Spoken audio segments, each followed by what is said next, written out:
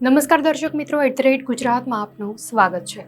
ગુજરાત વિધાનસભામાં કલાકારોના સન્માન બાદ ઠાકોર સમાજના કલાકારોનો મુદ્દો હવે વકરી રહ્યો છે।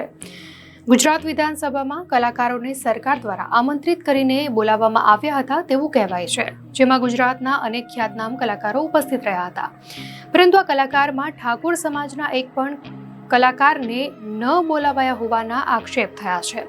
વિક્રમ ઠાકોર દ્વારા આ મામલે અવાજ ઉઠાવાયો હતો। આ મુદ્દાએ હવે રાજકીય રંગ પકડી લીધો છે, ત્યારે આ મામલામાં ભાજપના ધારાસભ્ય પણ આગળ આવ્યા છે। ભાજપના ધારાસભ્ય અલ્પેશ ઠાકોરે પણ વિક્રમ ઠાકોરની વાતને યોગ્ય ગણાવી છે।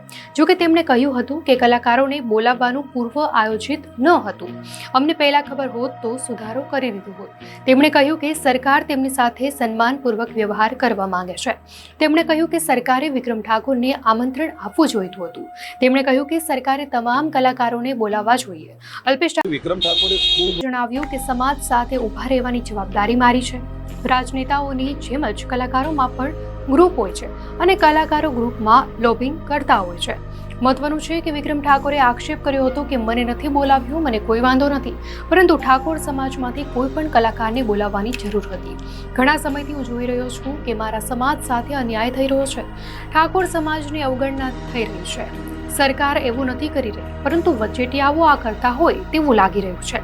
જાહેર કાર્યક્રમોમાં પણ ઠાકોર સમાજના કોઈને બોલાવાતા નથી, કલાકારની કોઈ નાત જાત હોતી નથી, પરંતુ ઠાકોર સમાજને જ અન્યાય થઈ રહ્યો છે। ત્યારે આ મામલે સરકારે સ્ટેન્ડ લેવું જોઈએ, બધું વચેટિયાઓના હવાલે ન કરવું જોઈએ। તેમણે કહ્યું કે ઠાકોર સમાજ છે તો હું છું, નહીં તો મારું અસ્તિત્વ કંઈ જ નથી। મહત્વનું છે કે ગિરીબેન ઠાકોર ઉપરાંત સમગ્ર કોંગ્રેસ હવે આમંત્રણમાં કેટલાક પસંદગીના લોકોને જ બોલાવીને વારો તારો કરાતો હોવાના આક્ષેપો સાથે આક્રમક છે।